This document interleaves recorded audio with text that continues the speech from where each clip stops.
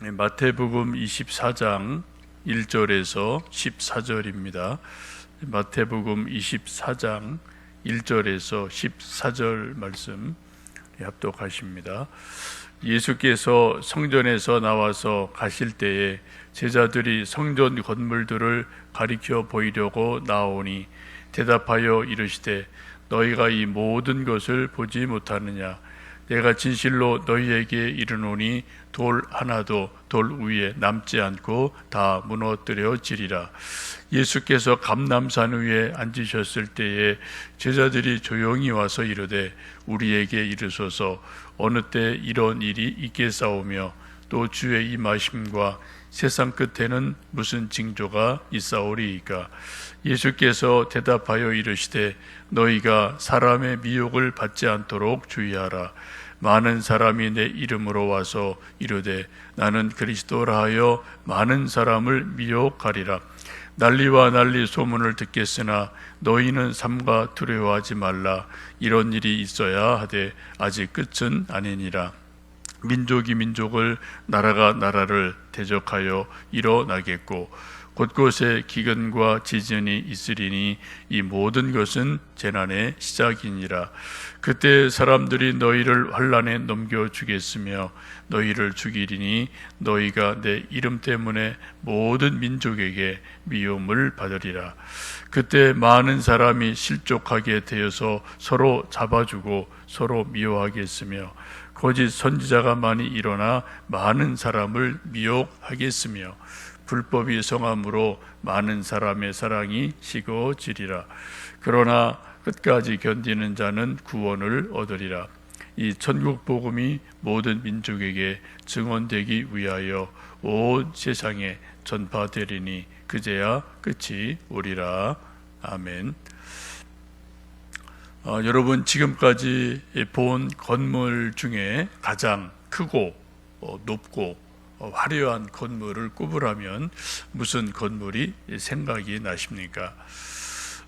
우리나라에서는 한때는 63빌딩이 최고 높은 빌딩이어서 서울 어디에서나 보이고 또 서울 올라온 시골 분들은 꼭 한번 63빌딩 올라가 보고 전망대 올라가서 한강을 쭉 둘러보는 것이 한때는 여행 코스였습니다.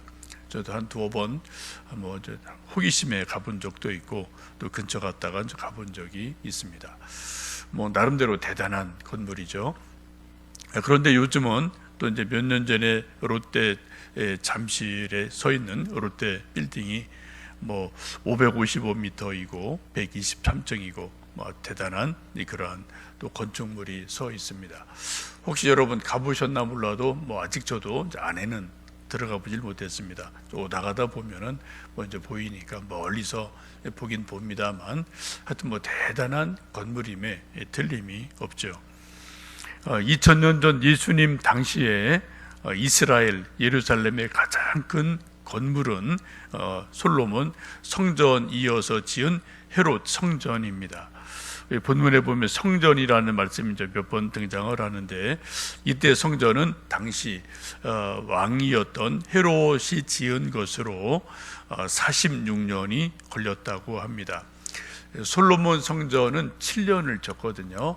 이렇게 거의 7배 친 거니까 대단히 규모도 크고 화려한 성전임에 틀림이 없습니다. 근데 1절 보시면 예수님 지금 마지막 일주일을 예루살렘에 계속 머무시고 성전에 왔다 갔다 하시고 많은 논쟁들이 있고 마지막 설교들 계속 하시는 그 상황이죠. 그때 하루는 예수님께서 성전에서 나와서 가실 때 제자들이 성전 건물들을 가리켜 보이려고 나왔다라고 말씀을 합니다.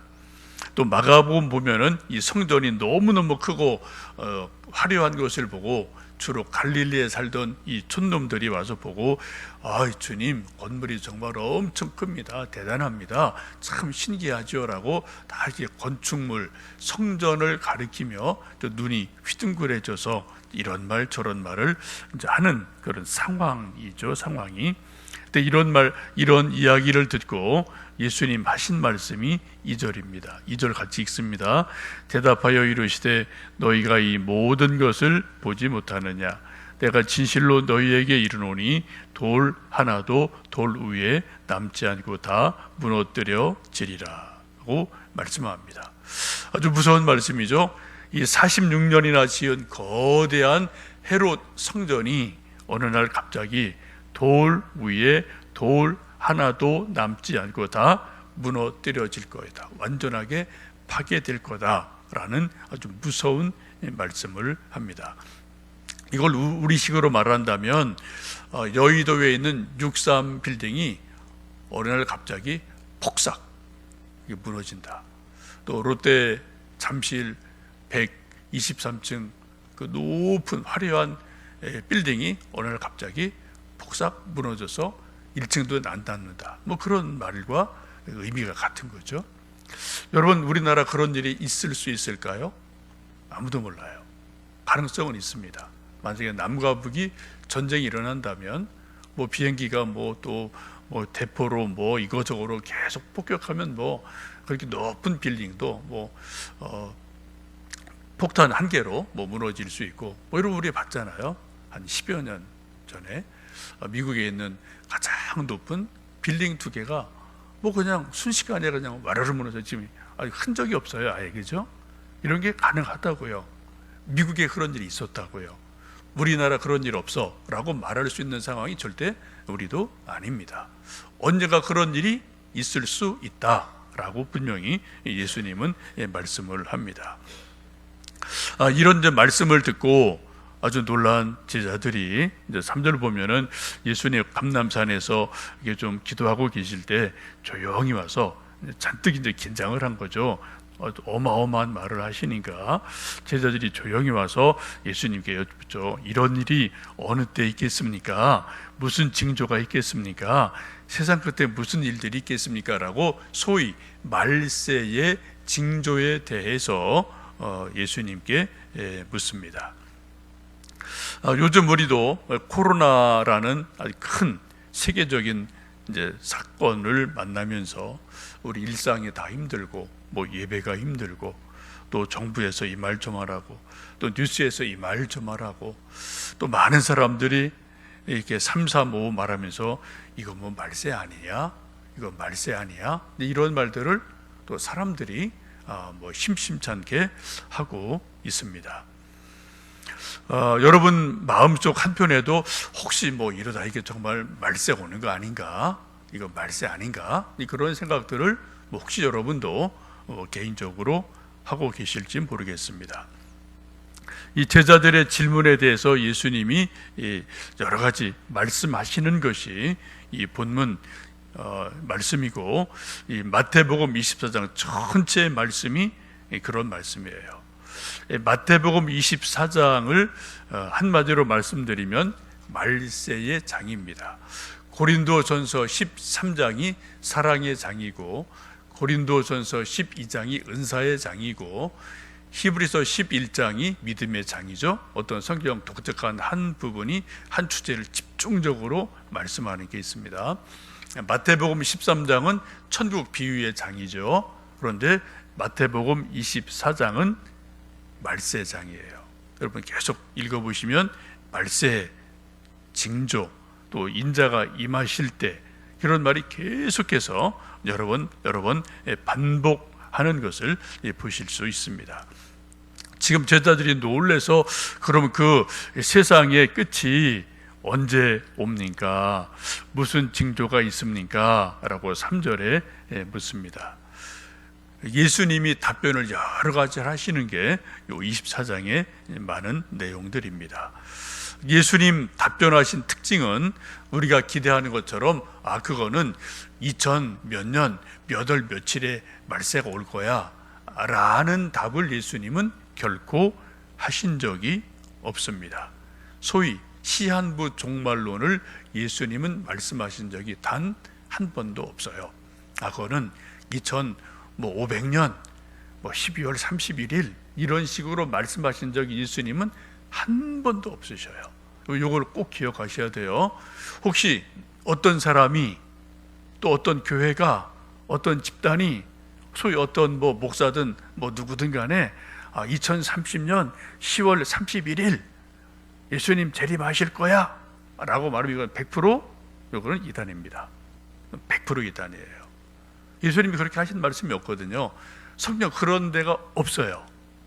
누가 기가 막히게 성경 풀이를 해서 구약을 풀고 신약을 풀고 계시록을 풀고 숫자 비밀을 풀었더니 2030년 10월이다.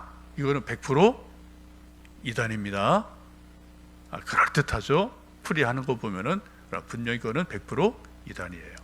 예수님 결코 그렇게 말씀하신 적이 없습니다. 옛날에 다미선 교회도 있었고 안상홍 집단도 있었고 하여튼 그런 집단이 옛날도 있고 지금도 있고 외국에도 있고 여러 가지 있죠. 예수님 분명히 말씀하기를 그 날과 그 때는 천사도 모른다, 아들도 모른다, 오직 하나님 아버지만 아신다라고 절대 비밀에 감추어 놓으셨습니다. 여러분 어떤 몇 년 몇 월 며칠 여기에 신경 쓰지 마세요.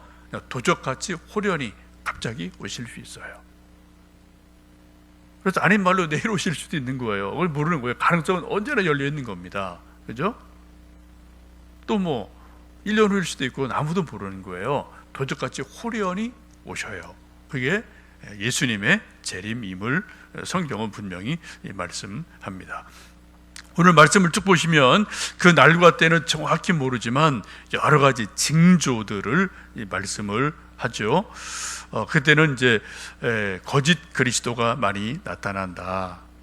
그래서 미혹을 받지 않도록 주의해라. 5절 보시면 많은 사람이 내 이름으로 와서 이르되 나는 그리스도라 하여 많은 사람을 미혹하리라. 가짜 그리스도가 많다는 거예요. 거짓 재림 예수, 소위 보혜사 성령, 마지막 선지자, 이름은 다양하죠. 근데 하여튼 이런 것들이 말세가 되면 엄청나게 많다. 우리나라만도 현재 20-30명이라고 전문가들은 말을 해요. 내가 재림 예수다, 내가 마지막 선지자다, 이런 거 말하는 사람 우리나라만 20-30명 있어요. 저도 아는 사람 있고 모르는 사람이 태반입니다. 여러분 외국에는 훨씬 더 많겠죠. 전 세계로 보면은. 근데 거기에 미혹돼서 가는 사람들이 엄청 많아요. 그중에 대표적인 게 요즘 드러난 신천지입니다. 또 하나님의 교회, 또 등등등등. 저도 다 몰라요. 하여튼 그런 게 지금 크고 작게 여기 우리나라만도 그게 20-30개가 있다니까요. 전문가들에게 좀 그 글을 보면은. 하여튼 그런 것들이 참 많다는 거죠. 요즘 또 코로나 며칠 전에 또 막 옮겼다고 말하는 만민중앙교회, 거기도 그런 데입니다. 이제로 거기도 이단이고요. 자칭 이제 그런 말을 거기도 하는 집단이죠. 여러분 말세의 가장 큰 특징은 뭐라고요? 어떤 한 인간이 목사든 가짜 목사든 누구든 간에 내가 재림 예수다, 내가 보혜사 성령이다, 내가 마지막 추수꾼이다, 내가 마지막 선지자다, 우리 집단의 14만 4천 명 안에 들어와야지 구원받는다, 우리만 구원이 있다. 이건 100% 이단이라는 것을 여러분 꼭 기억하셔요. 사람들이 그런데도 여기에 또 미혹이 돼요. 거기도 꾸역꾸역 가거든요. 제가 볼 때 이번에 코로나 때문에 신천지라는 이단이 확 드러났는데 이거 뿌리 완전히 안 뽑힙니다. 제가 볼 때는 조금 타격은 받겠지만 이제 오히려 이제 그쪽에서 또 이거 봐라, 박해가 임했다 이러면서 또 이제 더 강하게 모일 가능성도 아주 많아요. 여러분 이단이 그렇게 쉽게 와야 되는 집단이 아니거든요. 어쨌든 이제 거짓 그리스도가 참 많아진다. 그게 큰 특징이죠. 그래서 성경을 제대로 읽는 것, 성경대로 믿음 생활하는 것, 성경대로 설교하는 것, 이게 쉽지 않은 혼란 상황, 영적인 혼란이 말세의 큰 징조다. 이것이 큰 징조라고 예수님 분명히 말씀을 합니다.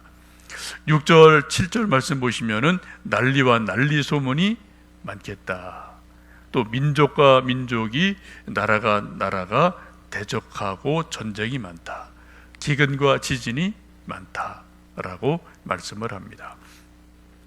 여러분, 전쟁은 옛날부터 있었지만 요즘 갈수록 전쟁, 테러 소식이 점점점 많아지죠. 크고 작고.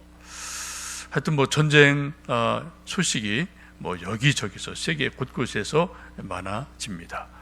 민족주의 이름으로 또 이런저런 이유로 하여튼 유형 무형의 전쟁이 참 많아요. 옛날에는 이제 총칼 대포로 싸웠지만 요즘은 총칼 대포 아닌 경제 전쟁, 사상 전쟁, 또 이런저런 전쟁들이 수단 방법을 가리지 않고 엄청나게 많아지는 시대를 살고 있습니다. 또 지진과 기근이 점점 많아진다. 이런 것도 여러분 신문 뉴스 조금 보시면은 지진이 어디에서 이런 거 여러분 아실 거예요. 또 하나는 사랑이 식어진다. 12절 보시면은 불법이 성하고 사랑이 식어진다.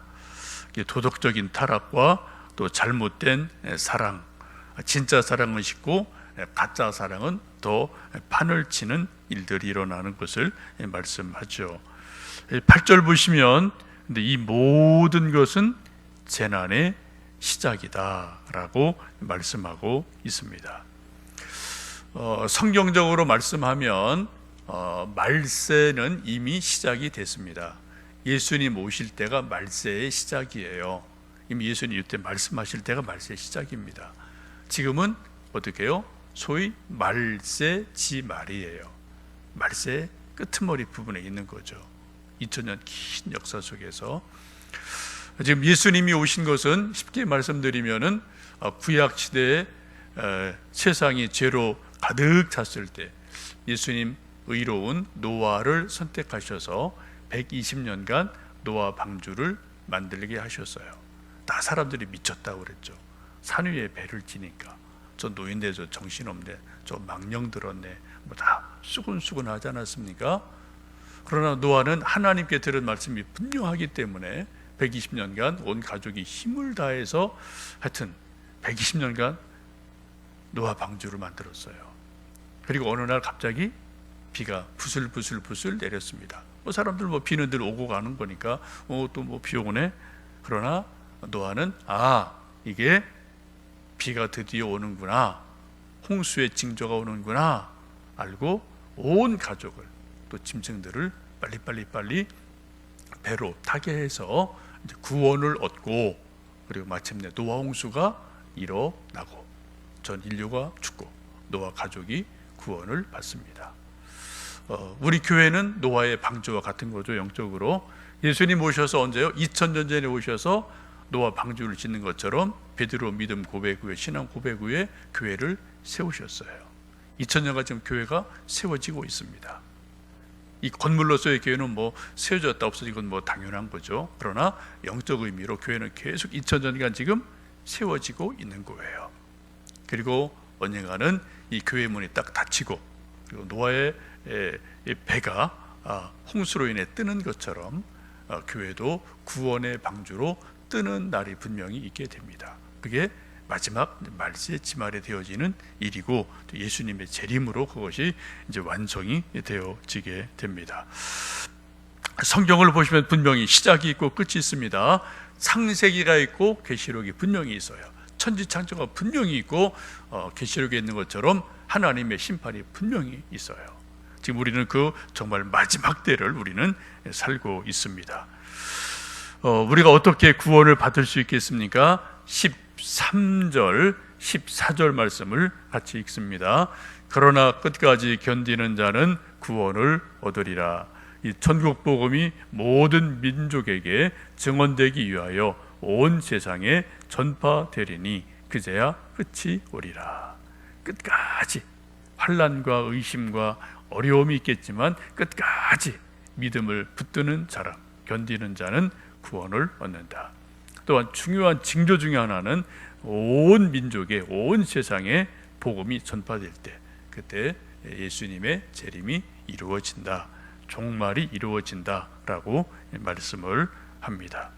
오늘도 우리는 예수님 먼저 오실지 모르지만 주 예수의 강림이 가까우니, 우리 아까 찬송 부른 것처럼 정말 어제보다는 오늘이 더 가까운 하루하루를 살아갑니다. 오늘도 이 찬송 부르시고 또 마태복음 24장 쭉 말씀 좀 읽어보시고 끝까지 우리 믿음을 끝까지 붙들고 최후 승리, 구원을 이루는 우리와 우리 자녀들과 우리 교회 되기를 주님의 이름으로 축복합니다. 기도하겠습니다.